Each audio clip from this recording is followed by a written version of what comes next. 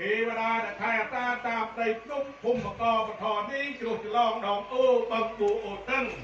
តាមសមុទ្រសាគរទេវតាដែលថែតាតាមទន្លេតូចទន្លេធំជុំតូចជុំធំសមុទ្រតូចសមុទ្រធំតាមបឹងបួអូតឹងទេវតាដែលថែតាតាមព្រៃភ្នំភូមិកជ្រុះច្រឡងបឹងបួទេវតាដែលថែតាមព្រៃញៀតព្រៃស្រោងព្រៃតូចព្រៃធំទេវតាដែលថែតាមព្រៃចកាចមាកណាំទេវតាដែលថែតាតាមដងផ្លូវតូចផ្លូវធំផ្លូវលំផ្លូវកោងផ្លូវចិត្តផ្លូវឆ្ងាយផ្លូវវែងផ្លូវកង់ទេវតាដែលថែតាតាមគេឋានទេវតាដែលថែតាតាមអាកាសវេហាទេវតាដែលថែតាតាមប្រាង្គប្រាសាទមានបច្ច័យដីទេវតាដែលថែតាមអង្គដងកាលលោកយាយពេញតារបស់ឯង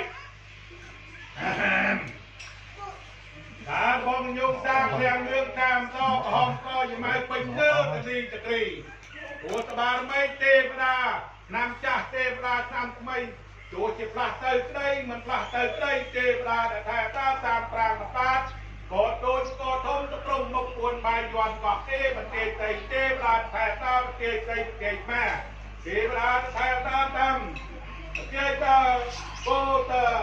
ក្រៅគោតព្រំបាយគាត់ក៏ពួនទេវតាថែតានៅតាត្រូវវាក៏គេក៏លោកទេវតាថែតាមប្រាសាទ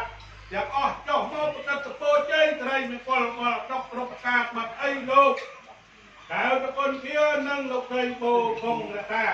គាត់ឡើងគេហដ្ឋានថ្មីថ្ងៃនេះជាថ្ងៃជោគថ្ងៃជ័យថ្ងៃចរិយជ័យមង្គលមកដកកើតមានដល់គ្រប់មុខកើតមាសកើតប្រាក់កើតលុយកើតកាក់កើតរមាត់កើតក្រប